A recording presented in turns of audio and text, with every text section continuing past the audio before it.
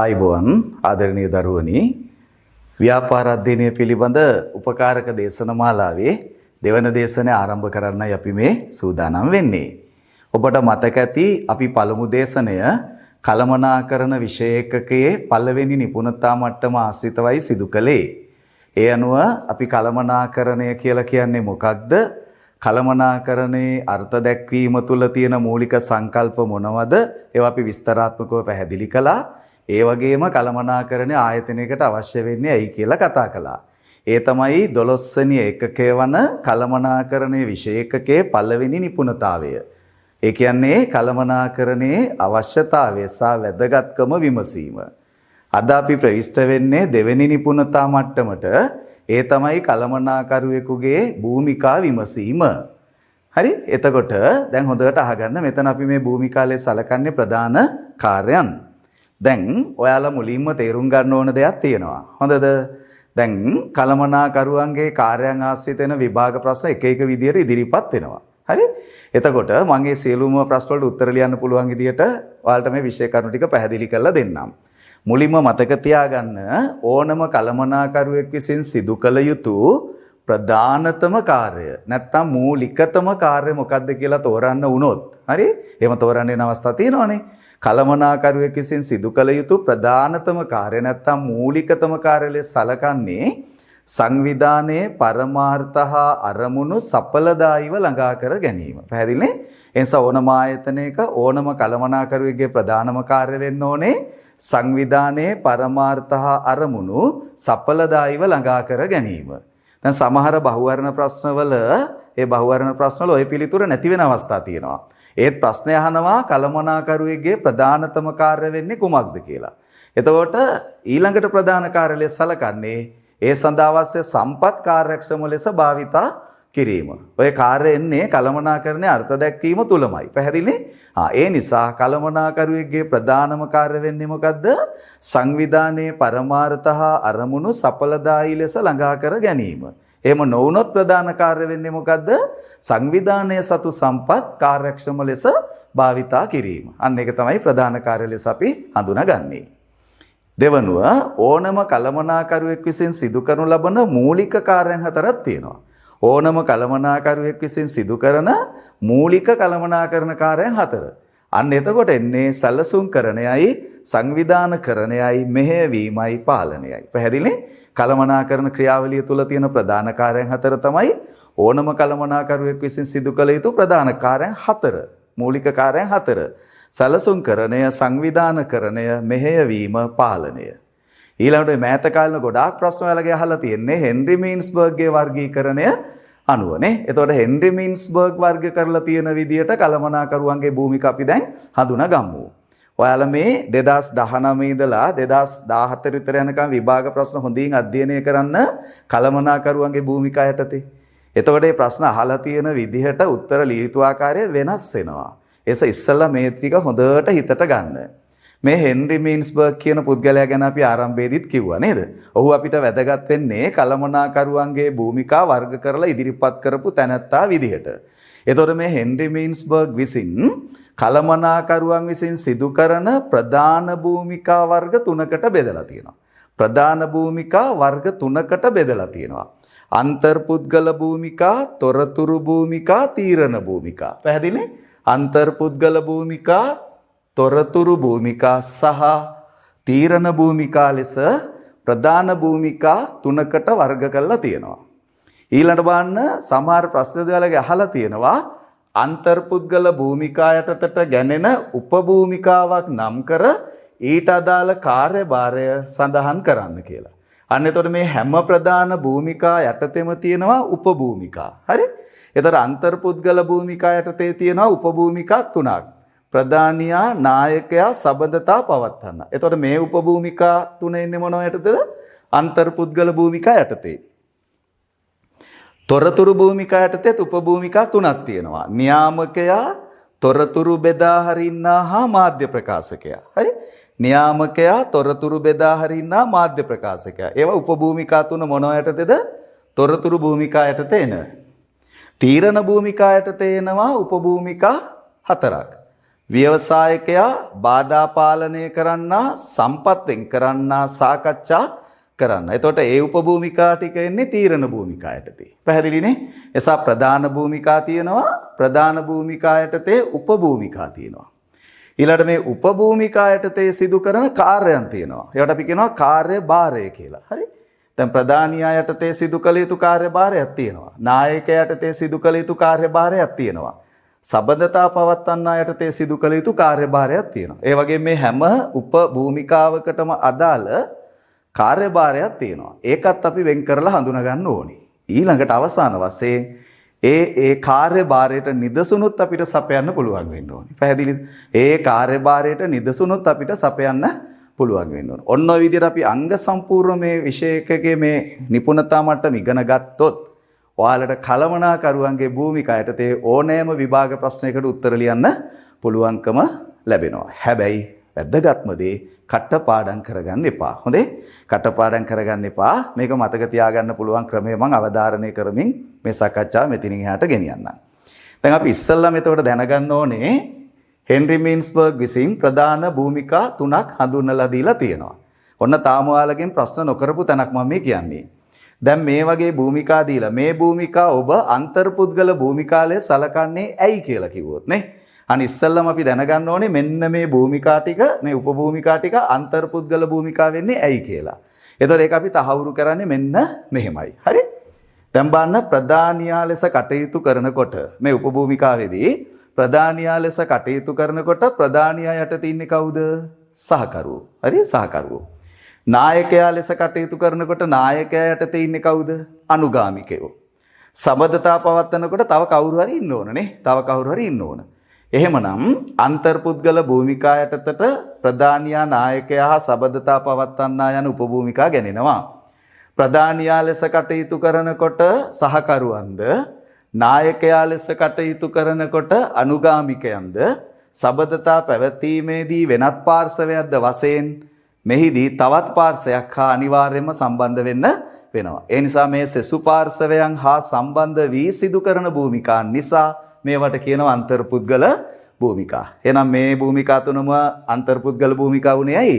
මේ හැම භූමිකාවකදීම සිදු වෙනවා කළමනාකරුට වෙනත් පාර්ශවයක් එක්ක සම්බන්ධ වී කටයුතු කරන්න. එතකොට අනෙකුත් පාර්ශවයන් එක්ක සම්බන්ධ වෙලා තියෙන නිසා තමයි කියන්නේ අන්තර්පුද්ගලනේ. අනෙක් පුද්ගලයා සම්බන්ධ කරගෙන කරන නිසා මේවට අපි කියනවා අන්තර්පුද්ගල භූමිකා කියලා. හරි? ඊළඟට බලන්න. තොරතුරු භූමිකා යටතේ නියාමකයා තොරතුරු බෙදා හරිනා මාධ්‍ය ප්‍රකාශකයා කියන උපභූමිකා ටික අයත් වෙනවා. හොඳද? එතකොට මේක උපභූමිකා ටික අපි තොරතුරු භූමිකා කියන්නේ ඇයි? මෙන්න මේ නිසා. නියාමකයෙකු ලෙස කටයුතු කරනකොට තොරතුරු රැස්කිරීමක් කරනවා. පැහැදිලිනේ? තොරතුරු රැස්කිරීම තොරතුරු ලබා ගැනීම කරනවා. තොරතුරු බෙදා හැරීමේදී ආයතනය තුල තීරණ ගන්න සෙසු කළමනාකරුවන්ට ඒ තොරතුරු බෙදා හැරීමක් කරනවා. මාධ්‍ය ප්‍රකාශකයා ලෙස අභ්‍යන්තර පාර්ශවයන්ට අමතරව බාහිර පාර්ශවයන්ට අවශ්‍ය තොරතුරු ලබා දීම සිදු වෙනවා. ඒ නිසා නියාමකයා තොරතුරු බෙදා හරින්නා හා මාධ්‍ය ප්‍රකාශකයා ලෙස කටයුතු කිරීමේදී කළමනාකරු විසින් විවිධ මාර්ගවලින් තොරතුරු රැස්කිරීම ලබා ගැනීම කරනවා. ඒ වගේ මේ තොරතුරු ආයතනය තුල ඉන්න විවිධ සමාජිකයන් අතට පත් කරනවා. ඒ වගේම ආයතනයේ තොරතුරු බාහිර පාර්ශවයන් අතටත් මුදා හරිනවා. ඒ නිසා මේ කටයුතු තුනේම තොරතුරු සම්බන්ධ වෙන නිසා මේ කටයුතු තුනම තොරතුරු පාදක කරගනිමින් සිදු කරන නිසා මේ කටයුතු හඳුන්වනවා අපි මොනවයි කියලාද? තොරතුරු භූමිකා කියලානේ. අනිසා මේ උපභූමිකා සියල්ලම අයත් වෙන්නේ තොරතුරු භූමිකා ගණයට හේතුව තොරතුරු පාදක කරගනිමින් එකී භූමිකා සිදු කරන නිසා. තුන්වෙන්න තීරණ භූමිකා. දැන් බලන්න ව්‍යවසායකයා ලෙස නව තීරණ නව ක්‍රමෝපායන් ආදිය හඳුන්වලා දෙනවා. බාධාවන් පාලනය කරනකොට අනපේක්ෂිතව ඇතිවන ගැටලු විසඳීම සඳහා තීරණ ගන්නවා. හරි? ව්‍යවසායකයා ලෙස නව නිෂ්පාත හඳුන්වලා දෙනවා, නව ක්‍රියාවලි, නව ව්‍යාපෘති හඳුන්වලා දෙනවා. බාධා පාලනය කරන්නා ලෙස අනපේක්ෂිත ඇතිවන ගැටලු වලට මුහුණ දීමට තීරණ ගන්නවා. උදාහරණ තමයි වැඩ වර්ජන වගේ දේවල් සම්බන්ධයෙන් තීරණ ගන්නවා.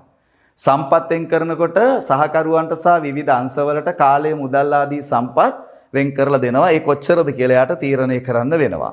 සාකච්ඡා කරනකොට අභ්‍යන්තර පාර්ශවයන් එක කේවල් කිරීමේ සාකච්ඡා කරලා සාමූහික කිවිසුම් වගේ දේවල්ට එළඹෙනවද කියලා තීරණ ගන්න වෙනවා. ඒ නිසා තීරණ භූමිකා යටතේ ව්‍යවසායකයා ලෙස ක්‍රියා කිරීමේදී නව තීරණ ගන්න වෙනවා. බාධා පාලනය කරන්නා ලෙස ක්‍රියා කරනකොටත් ඊට අදාළව තීරණ වලට එළඹීමට සිදු වෙනවා. සම්පත් වෙන් කරන්නා ලෙසත් සම්පත් බෙදා හැරීම පිළිබඳ තීරණ ගන්න සිදු වෙනවා. සාකච්ඡා කරන්නා ලෙසත් අභ්‍යන්තර පාර්ශ්වයන් එක්ක සාකච්ඡා කරලා සංවිධානය පිළිබඳ තීරණ ගන්න වෙනවා. ඒ නිසා මේ උපභූමිකා හතර යටතේම විවිධාකාරයෙන් යම් යම් තීරණ වලට එළඹෙන්න සිදු වෙනවා. ඒ නිසා මේ උපභූමිකා සිදු කරනකොට කුමන හෝ ආකාරයෙන් යම් යම් වැදගත් තීරණ වලට එළඹීමට සිදුවන නිසා ඒවා තීරණ ගැනීම හා සම්බන්ධ වන නිසා අපි කියනවා මොනවද? තීරණ භූමිකා. ඔන්න එනවා ඔය ටික හොඳටම පැහැදිලිනේ නේද? ඒ නිසා මේ එක එක භූමිකා ඇයි අපි ඒ එක වර්ගයට දැම්මේ කියන එක තමයි අපි ඔය බැලුවේ. හරි? ඒ නිසා දැන් ටිකක් මේ ටික හිතට ගන්න හොඳට.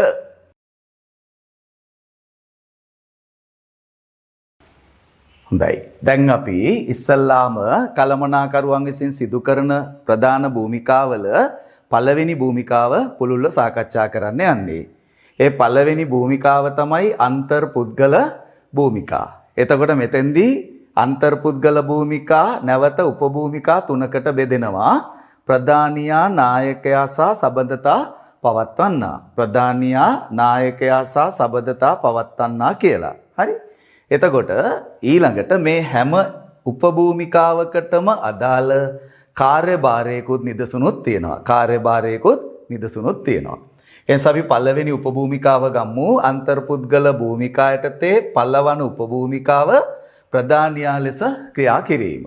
මෙන්න මේ ප්‍රධානියා ලෙස ක්‍රියා කරනකොට සිදු කළ යුතු කාර්යභාරයක් තියෙනවා. දැන් ආයතනයේ ප්‍රධානියා ලෙස පෙනී සිටින කෙනා ආයතනයේ නියෝජනය කරමින් සංකේතාත්මකව මෙන්න මේ ප්‍රධානියා ඉන්නවයි කියලා කියනවා නේද? ඒ වගේම ආයතනයේ ප්‍රධානියා මෙන්න මෙයයි කියලා නාම මාත්‍රිකව නිරූපණය කරලා තියෙනවා. මෙන්න මෙයා තමයි ආයතනයේ ප්‍රධානියා කියලා. ඒ නිසා මේ විදිහට ආයතනයේ සංකේත හා නාම මාත්‍ර ප්‍රධානියා ලෙස මොහු කරන කාර්යභාරය, කළමනාකරු කරන කාර්යභාරය තමයි එදිනෙදා නෛතික කටයුතු තියෙනවා. ඒ වගේම එදිනෙදා සමාජීය කටයුතු තියෙනවා. අන්නේ එදිනෙදා නෛතික හා සමාජීය කටයුතු සිදු කිරීම තමයි ප්‍රධානියා ලෙස සිදු කරන කාර්යභාරය. එහෙමනම් ප්‍රධානියා ලෙස සිදු කරන කාර්යභාරය වෙන්නේ මොකද්ද? ආයතනයේ සංකේත නායකයා හා නාම මාත්‍ර නායකයා ලෙස ආයතනයේ එදිනෙදා නෛතික හා සමාජීය කටයුතු සිදු කිරීම.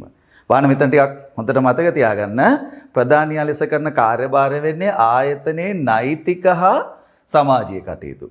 සමහර ඒවා නීත්‍යානුකූලව කළ යුතු කටයුතු ප්‍රධානියා ලෙස. සමහර ඒවා හැම වෙලෙම සමාජීය වශයෙන් කළ යුතු කටයුතු. දැන් අපි මේකට උදාහරණ දෙකක් බලමු. දැන් මේ නෛතික කටයුතු වලට උදාහරණයක් තමයි ආයතනයේ ලියවිලි අත්සන් කිරීමනේ. ඒ නිසා ආයතනයේ විවිධ ලියවිලි සකස් කරනකොට ආයතනයේ ප්‍රධානියා විදියට කළමනාකරු කරන්නේ මේ ලියවිලි අත්සන් කිරීමක් කරනවා. එතකොට ඒක නෛතිකව සිදු කරන කටයුත්තක්. ඊළඟට බලන්න දැන් ආයතනයට අමුත්තු වෙනවානේ. දැන් අමුත්තු වෙනකොට අමුත්තම් පිළිගන්න යන එක මොකද්ද? සමාජීය කටයුත්තක්. ප්‍රධානියා ලෙස කටයුතු කරනකොට ඒ අමුත්තම් පිළි අරගෙන හොඳින් ඔවුන් තුළ හොඳ යහපත් සිතුවිලි ඇති කරන්න ඕනනේ. ආයතනය පිළිබඳ හොඳ ප්‍රතිරූපයක් ඔවුන් අතර ගොඩනංවන්න ඕන. දැන් බලන්නකෝ රාජ්‍ය මට්ටමින් නේද? අග්‍රාමාත්‍යවරයෙක් රජයක රටකට එනකොට අග්‍රාමාත්‍යවරයා ගිහිලා පිළිගන්නවානේ. ඊට පස්සේ විදේශ අමාත්‍යවරයෙක් වෙන රටක විදේශ අමාත්‍යවරයෙක් රටකට එනකොට ඒ රටේ විදේශ අමාත්‍යවරයා ගිහිලම පිළිගන්නවා. ඒක ප්‍රධානියා ලෙස කළ යුතු දෙයක්. හරිනේ? එහෙනම් ප්‍රධානියා ලෙස කළ යුතු පළවෙනි කාර්යභාරය මොකද්ද? ප්‍රධාන කාර්යභාරය මොකද්ද? ආයතනයේ එදිනෙදා නෛතික හා සමාජීය කටයුතු වලදී පෙනී සිටීම. උදාහරණ වෙන්නේ මොනවද? නෛතික කටයුත්තකට උදාහරණයක් ලියවිලි අත්සන් කිරීම, සමාජීය කටයුත්තට උදාහරණයක් අමුත්තන් පිළිගැනීම. පැහැදිලි නේද? ඔන්න පළවෙනිම උපභූමිකාව. දෙවනි උපභූමිකාව නායකයා නේ. එතකොට මේ නායකයා ලෙස පෙනී සිටීම දෙවනි උපභූමිකාව. පැහැදිලිද? ඒ යටතේ සිදු කළ යුතු කාර්යයක් තියෙනවා. ඒ වගේම නිදසුන් තියෙනවා. දැන් ඔයාලා කළමනාකරනදී ඉස්සරහදී නේද? මෙහෙවීම යටතේ නායකත්වය කියලා දෙයක් කතා කරනවානේ. එතකොට නායකයා ඔහුගේ අංග ලක්ෂණ, නායකත්ව ශෛලීන් වගේ දේවල් කතා කරනවානේ නේද? එතකොට මේ නායකයා ලෙස සිදු කළ යුතු ප්‍රධාන කාර්යභාරය වෙන්නේ මොකද්ද? සංවිධානයේ අරමුණු ඉටු කර ගැනීම සඳහානේ. සංවිධානයේ අරමුණු ඉටු කර ගැනීම සඳහා අනුගාමිකයන් දිරිගැන්වීම කරන්න ඕනේ. ඒ සඳහා අනුගාමිකයන් පෙළඹවීම කරන්න ඕනේ. ඔන්න දැන් නායකයා ලෙස කරන ප්‍රධානම කාර්යභාරය වෙන්නේ මොකද්ද? සංවිධානයේ අරමුණු ඉටු කර ගැනීම සඳහා අනුගාමිකයන් අභිප්‍රේරණය කිරීමට නැත්නම් පෙළඹවීමට මඟ පෙන්වන්න ඕනේ නේ. අන්නේ අනුගාමිකයන් අභිප්‍රේරණය කරන්න එහෙම නැත්නම් පෙළඹවීම සඳහා මඟ පෙන්වීමක් කරන්න ඕනේ. හොඳයි. අන්න ඒකට උදාහරණයක් කියන්නේ. ඔව්. ඔන්න දැන් බලන්න අනුගාමිකව ආයතනය තුල කටයුතු කරන යනකොට නායකයා විදියට ඒ කටයුතු අගය කරනවා. ඔබ මේ කාර්යය හොඳට කළා. මං හිතුවට වැඩිය හොඳට කළා. ඔබට හොඳ අනාගතයක් තියෙනවා. මේක හොඳින් කරගෙන යන්න නේද? අන්න එහෙම කියන්න ඒ කට්ටිය කැමැත්තෙන් වැඩ කරන්න පෙළඹෙනවනේ. ඒ නිසා මේ කටයුතු අගය කිරීමක් කරන්න ඕනේ. දැන් ඔයාලා උනත් ඉගෙන ගන්නකොට නේද? හොඳට වැඩ කරගෙන යනකොට දෙමාපියෝ ඒක අගය කරන තරමටනේ ඔයාලා තව පෙළඹවීමක් ඇති වෙන්නේ නේද? මොට්ටයා උඹට මේක කරන්න බෑ එහෙම කිව්වම පසුබානවනේ. ඒක හොඳ නායකත්ව ලක්ෂණයක් නෙවෙයිනේ. ඒතකොට නායකයා ලෙස හැම වෙලේම සංවිධානයේ පරමාර්ථ අරමුණු ඉටු කරගන්න අනුගාමිකයන් පෙළඹවීම සඳහා මඟ පෙන්නනවා. අනතර පෙළඹවීමට අදාළ කටයුතු තමයි උදාහරණ වෙන්නේ. ඒ තමයි අනුගාමිකයන්ගේ කටයුතු අගය කිරීමක් කරනවා. ඒ වගේම ඔවුන්ගේ කටයුතු කළාම ඔයගේ ಗುಣදොස් දක්වන එක ඉතා හොඳින් කියලා දෙනවා. ඔබ මේ ටික හරි හොඳට කළා. මෙන්න මෙතන ඔයාගේ පොඩි අඩුපාඩුවක් කියලා තියෙනවා. අපි මේක හදාගමු නේද? අන්න එහෙම කියලා ಗುಣදොස් දැක්වීමක් කරනවා නේ. ඒ නිසා අගය කිරීම කරනවා. අනුගාමිකයන්ගේ කටයුතු වලදී ගුණදොස් දැක්වීමක් කරනවා. ඒ වගේම මේ නායකයා තව කරනවා මොකක්ද දන්නවද? දැන් මේ අනුගාමිකයන්ගෙන් මේ අපේක්ෂා කරන දේ වෙන්නේ නැහැ කියලා තේරෙනවා නම් එයාලගේ පොඩි දුර්වලතා තියෙනවා කියලා තේරෙනවා නම් එයාලා අයින් කළා දාන්නේ නැහැ. එයා පැත්තකට දාන්නේ නැහැ. එයාව පුහුණු කරනවා. හරි? ඒ අනුගාමිකයෙක් කරන පොළඹවන්න පුහුණු කරනවා. ඔය මානව සම්පත් කළමනාකරණය දෙනවනේ පුහුණු කිරීම සහ සංවර්ධනය කියලා දෙයක් නේද? ඒතොර සේවකයන් පුහුණු කළාට පස්සේ ඔවුන් තුල ආත්ම තෘප්තියක් ඇති වෙනවා. ඒ වගේම ඔවුන්ට මානසික ශක්තියක් ඇති වෙනවා. දැන් පුහුණුවෙන් පස්සේ Tamanට මේක කරන්න පුළුවන් කියලා. පැහැදිලිනේ? අනිසා සේවකයන් පුහුණු කිරීම හරහා වෙන්නේ අනුගාමිකයන් පෙළඹවීම. එහෙනම් ඔන්න දෙවෙනි උපභූමිකාව උනේ මොකද්ද? නායකයා ලෙස කටයුතු කරන එක නේද? ඒතර ඒකේ කාර්යභාරය උනේ අනුගාමිකයන් පෙළඹවීම සඳහා ඔවුන්ට මඟ පෙන්වන එක. ඒ වගේම උදාහරණ උනේ අනුගාමිකයන් අගය කිරීම, ගුණදොස් දැක්වීම, පුහුණු කිරීම ආදිය. ඊළඟට අපි බලමු තුන්වෙනි උපභූමිකාව. ඒ තමයි සබඳතා පවත්වන්නා. දැන් මම සබඳතා පවත්වන්නේ පුද්ගලයන් එක්කනේ. ඒකයි මේක අන්තර්පුද්ගල භූමිකාවක් උනේ. එතකොට මේ සබඳතා පවත්වනවා කියන එකෙන් අදහස් වෙන්නේ කලමනාකරු විසින් ආයතනය හා සම්බන්ධ විවිධ පාර්ශවයන් සමග සම්බන්ධතා පවත්වාගෙන යාම. ඔන්න දැන් කලමනාකරුවෙකුට අන්තර්පුද්ගල ක්‍රියාවක් විදිහට කරන්න සිදු වෙනවා. ආයතනයට සම්බන්ධ විවිධ පාර්ශවයන් සමග සම්බන්ධතා පවත්වාගෙන යාම. එහෙනම් උදාහරණ වෙන්නේ මොනවද? ගනුදෙනුකරුවෝ එක්ක සම්බන්ධතා පවත්වාගෙන යන්න වෙනවා. ඒ ප්‍රදේශයේ ඉන්න ජනතාව එක්ක හොඳ සම්බන්ධතා පවත්වාගෙන යන්න වෙනවා. තවල දැකලා ඇති සමහර ආයතන ක්‍රියාත්මක වෙන ප්‍රදේශයක් තියෙනවානේ. ඒ ප්‍රදේශයේ ව්‍යාපාර ආයතනයවට ඉන්න හැමෝම ව්‍යාපාරයට උදව් කරනවානේ. මොකද ව්‍යාපාරයත් ඒ කට්ටියගේ සමාජීය කටයුතු වලදී අලුත් අවුරුදු උත්සව වෙසක් උත්සව වගේ තිනකොට ඒ වගේදී නේද? උදව් උපකාර කරනවා නේද? එතකොට ඒ විදිහට කළා වුන් කරන්නේ සම්බන්ධතා ගොඩනගා ගන්නවා. ඒ නිසා සබඳතා පවත්වන්නා විදියට ආයතනය හා සම්බන්ධ විවිධ පාර්ශවයන් සමග සම්බන්ධතා පවත්වා ගැනීම කාර්යභාරයක් විදියට කරනවා. එහෙනම් මේකට උදාහරණ වෙන්නේ මොනවද? ජනතාව, ගනුදෙනුකරුවෝ, සැපයුම්කරුවෝ, ණය හිමියෝ අන්‍යයාලත් එක්ක හොඳින් සම්බන්ධතා පවත්වාගෙන යාම. ඔන්න ඔය විදියට හොඳට මතක තියාගන්න. හරි. දැන් ඒ නිසා ඔයාලට විභාග ප්‍රශ්නයක් ආවොත් කරුණාකරලා මේ දේශන ඉවරුනාට පස්සේ පහුගිය විභාග ප්‍රශ්න පත්‍රවල කලමනාකරු යටතේ ආපු විභාග ප්‍රශ්න ටික හොඳින් පරීක්ෂා කරන්නකෝ. මං කිව්ව දේ ඔයාලට පැහැදිලි වෙයි. හරි? ඒ නිසා ප්‍රශ්නයකට උත්තරේ ලියනකොට බලන්න ප්‍රධාන භූමිකා ගැන දහන්නේ. එතකොට ප්‍රධාන භූමිකා තුන වෙන වෙනම ගන්න. උපභූමිකාවක් නම් ඒ උපභූමිකාව හොඳට අල්ලගන්න. මොකක්ද අහන්නේ කියන උපභූමිකාව තේරුම් ගන්න. ඊට පස්සේ පැහැදිලිවම ප්‍රශ්නේ බලන්නේ උපභූමිකාව යටතේ සමහර අවුරුදු වල නිදසුන් විතරක් අහලා ඇති. සමහර අවුරුදු වලදී උපභූමිකාව යටතේ සිදු කළ යුතු කාර්යභාරය අහලා ඇති. සමහර වෙලාවට කාර්යභාරයයි නිදසුනුයි දෙකම අහලා ඇති. ඒ සම ඉගෙන ගන්න දේවල් ඒ විදිහට හොඳින් පාවිච්චි කරන්න. ඒ නිසා ආපෞසරයක් කියන්නම් හොඳින් අහගන්න. හරි. අන්තර්පුද්ගල භූමිකා යටතේ පළවෙනි උපභූමිකාව ප්‍රධානියා ප්‍රධානියා ලෙස කරන කාර්යභාරය තමයි ඒ ආයතනයේ නාම මාත්‍ර නායකයා සංකේත නායකයා ලෙස එදිනෙදා නෛතික හා සමාජීය කටයුතු සිදු කරන එක. නෛතික සහ සමාජීය කටයුතු සිදු කරන එක. ඒකට උදාහරණ උනේ ලියකියවිලි අත්සන් කරන එක, අමුත්තම් පිළිගැනීම ආදී කටයුතු. අන්තර්පුද්ගල භූමිකා යටතේ දෙවැනි භූමිකාව උනේ නායකයා. නායකයා යටතේ සිදු කරන කාර්යභාරය තමයි සංවිධානයේ පරමාර්ථ අරමුණු ඉටු කර ගැනීම සඳහා අනුගාමිකයන් පෙළඹවීමට නැත්නම් අභිප්‍රේරණය කිරීම සඳහා මඟ පෙන්වන එක. උදාහරණ උනේ අනුගාමිකව අගය කරන එක, අනුගාමිකයන්ගේ ගුණ දොස් දක්වන එක, අනුගාමිකයන් පුහුණු කරන එක. තුන්වෙනි උපභූමිකා උනේ සබඳතා පවත්වන්නා.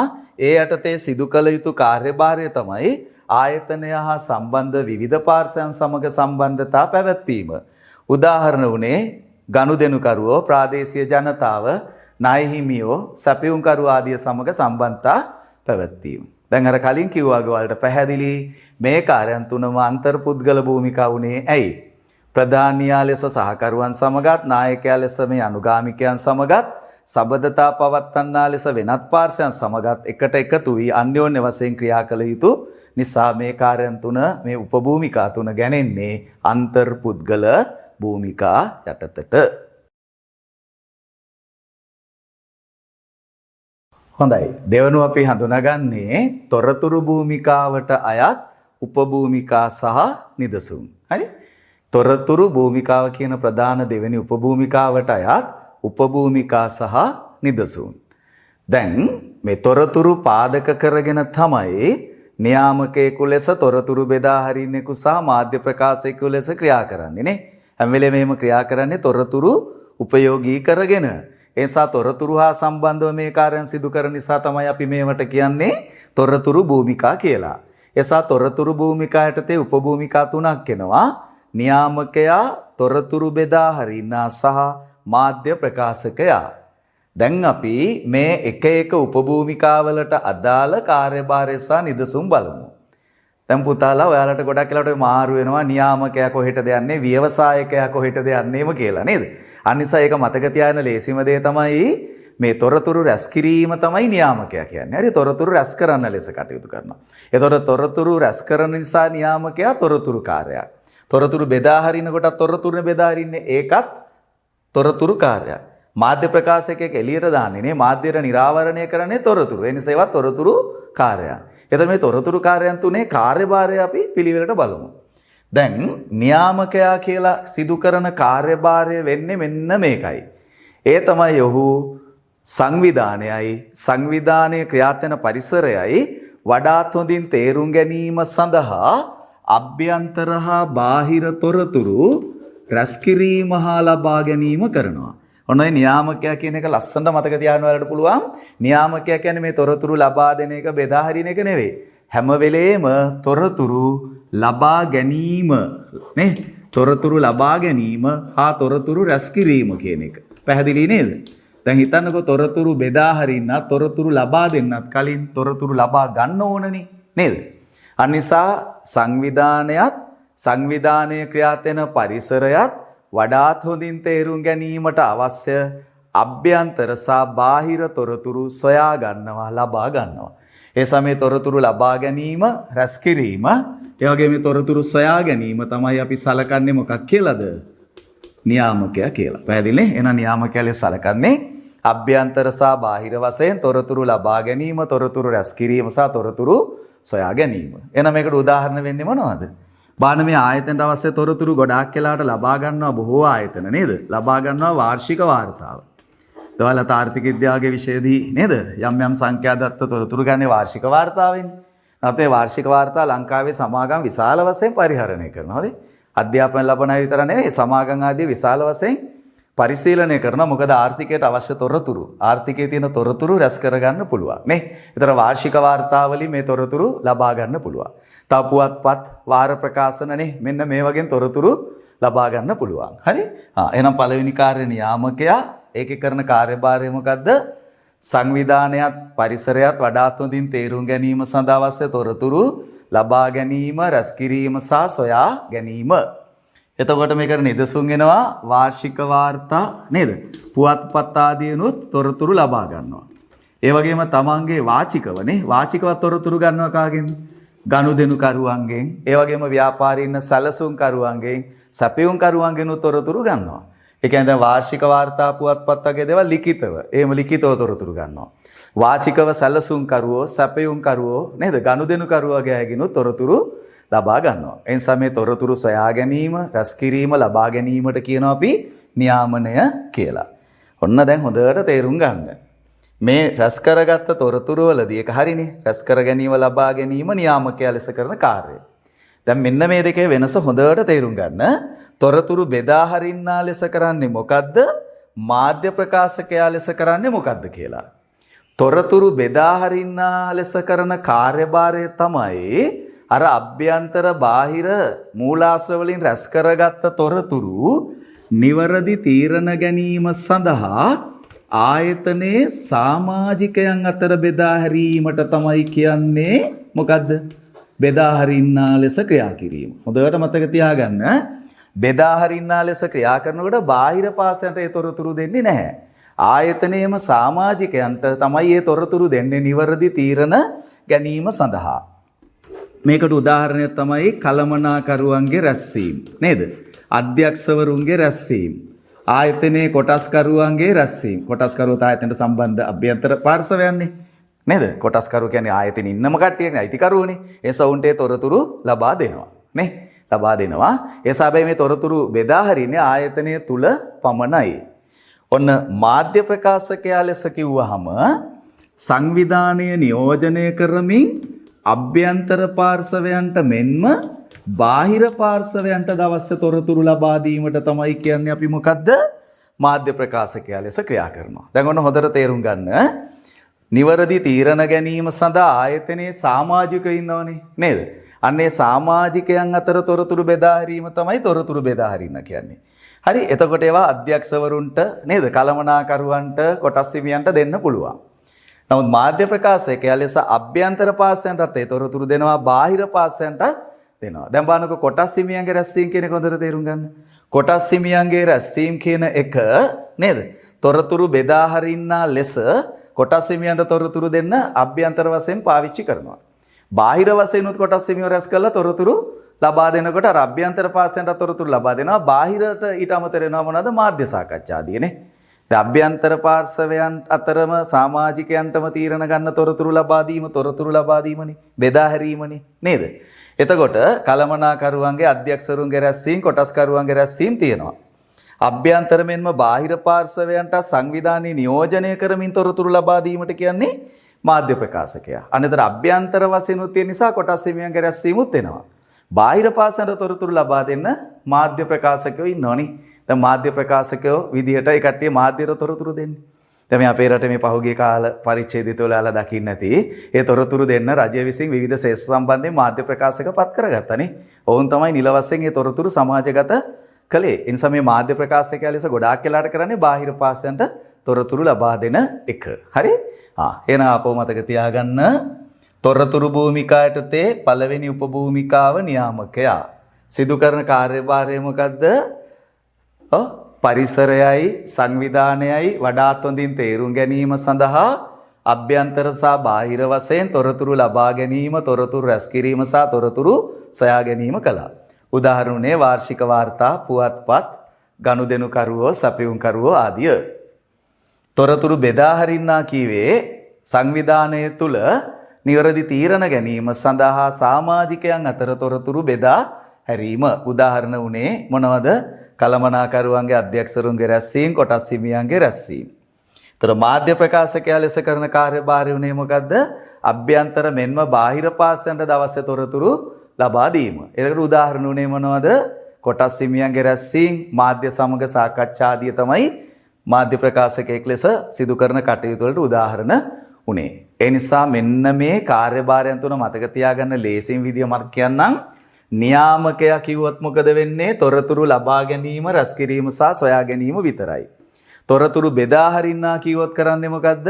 සංවිධානය තුල ඉන්න සමාජිකයන්ට නිවැරදි තීරණ ගැනීම සඳහා අවශ්‍ය තොරතුරු ලබා දීම තමයි තොරතුරු බෙදා හරින්නා. නමුත් මාධ්‍ය ප්‍රකාශය කිව්වොත් අභ්‍යන්තර මෙන්ම බාහිර පාර්ශවයන්ට සංවිධානීය නියෝජනය කරමින් තොරතුරු ලබා දෙනවා. සංවිධාන නියෝජනය කරමින් අභ්‍යන්තර මෙන්ම බාහිර පාර්ශවයන්ට තොරතුරු බෙදා හැරීමට කියන්නේ මාධ්‍ය ප්‍රකාශකයා. හරි.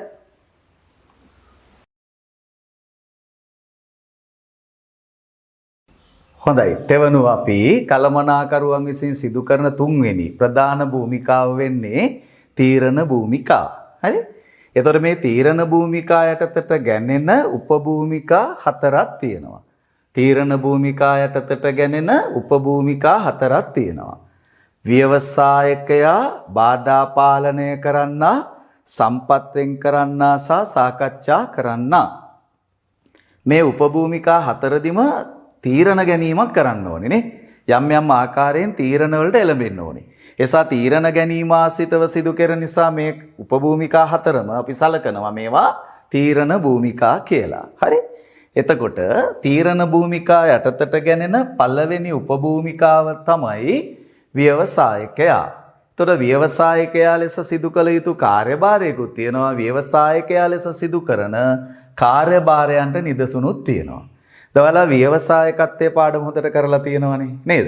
එතකොට ව්‍යවසායකත්ව පාඩමේදී ඔයාලා ඉගෙනගෙන තියෙනවා ව්‍යවසායකයේදී ව්‍යවසායකයා සිදු කරන්නේ මොනවද? පරිසර අවස්ථා මනාව ග්‍රහණය කර ගනිමින් අවදානම් කළමනාකරණය කරමින් නවෝත්පාදනයේ නිරත වෙනවනේ. සෙසුවයට වඩා වෙනස් වෙන්නේ ඒකනේ.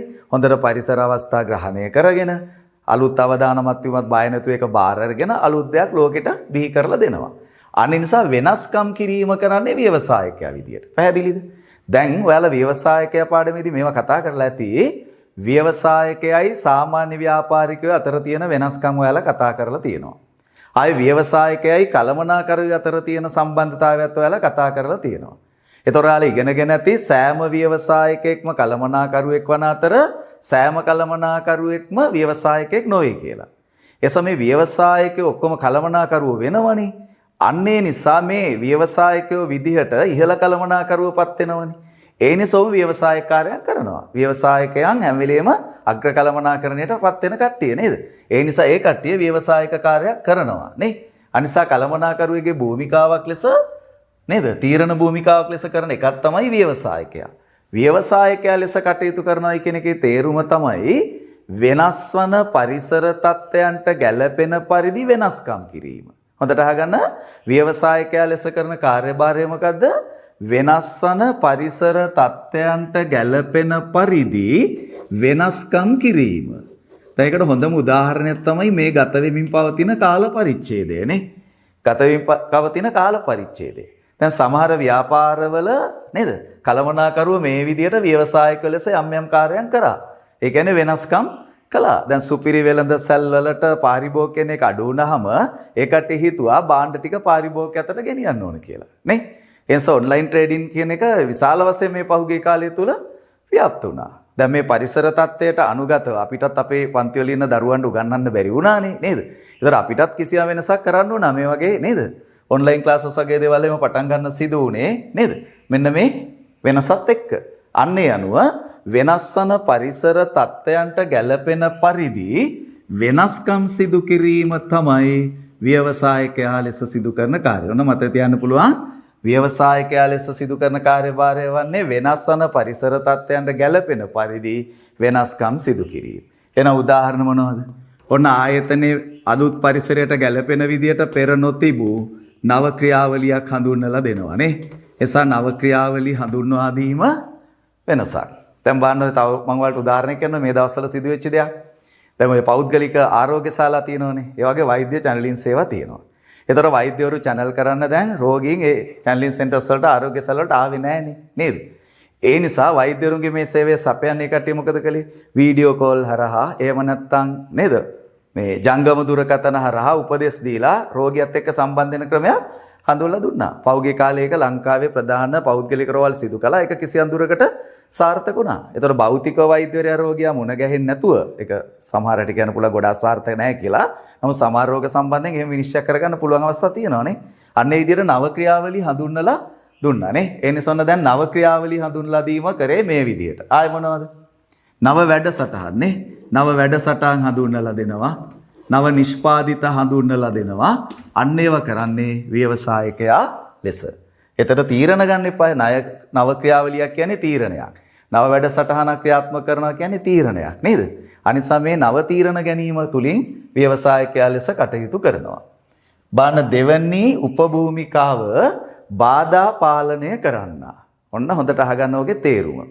දැන් අපි මේ බාධාවක් කියන්නේ මොකද්ද? බාධාවක් කියන්නේ අනපේක්ෂිතව උද්ගත වන තත්ත්වයක්. නේද? දැන් COVID-19 වගේ ව්‍යාප්ත වුණේ නේ අනපේක්ෂිතවනේ නේද? ඒවා අනපේක්ෂිතව. එසම මේ ව්‍යාපාරවල තියෙනවා අනපේක්ෂිත තත්ත්වයන්ට මුහුණ දෙන්න වෙනවා. අන්න එතකොට මේ බාධා පාලනය කරන්නා ලෙස කළමනාකරු කළ යුතු කාර්යභාරය තමයි අනපේක්ෂිත තත්ත්වයන්ට මුහුණ දීමට ක්‍රියාමාර්ග ගැනීම. හරි? එහෙනම් කාර්යභාරය වෙන්න ඕනේ මොකද්ද? අනපේක්ෂිතව ව්‍යාපාරය තුල ඇතිවිය හැකි තත්ත්වයන්ට මුහුණ දීම සඳහා අවශ්‍ය ක්‍රියාමාර්ග ගැනීම තමයි කාර්යභාරය බාධා පාලනය කරන්නා ලෙස කළ යුතු. එහෙනම් මේ අනපේක්ෂිත තත්ත්වයන්ට උදාහරණ වෙන්නේ මොනවද?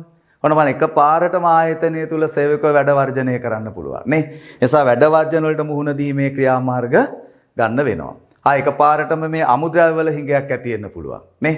දැන් අමුද්‍රව්‍ය වල හිඟයක් ඇති වුනහම ඒකට ක්‍රියාමාර්ග ගන්න වෙනවා. දැන් ලංකාවේත් බොහෝ කර්මාන්තශාලාවල නිෂ්පාදනයට අවශ්‍ය අමුද්‍රව්‍ය චීනෙන් ගෙන්නවුවනේ. දැන් චීනයේ ඒ වගේ සැපීම අඩු වුණාට පස්සේ බාධාවක් ඇති වුණා. අමුද්‍රව්‍ය නැති වුණා. දැන් සමහර ව්‍යාපාරයකට කළා මොකද? දේශීය වශයෙන් ලබා ගන්න පුළුවන් අමුද්‍රව්‍ය ප්‍රධාන වශයෙන් රැස් කරන්න මේ දවස්වල කටයුතු කරමින් ඉන්නවා. නේද? ඒ වගේ මේ අමුද්‍රව්‍ය දේශීය වශයෙන් නිෂ්පාදනය කරන අය දිරිගන්නලා ඔවුන්ගෙන් හොඳ මිලක් යටතේ අමුද්‍රව්‍ය ලබා ගන්න ක්‍රියා කරනවා.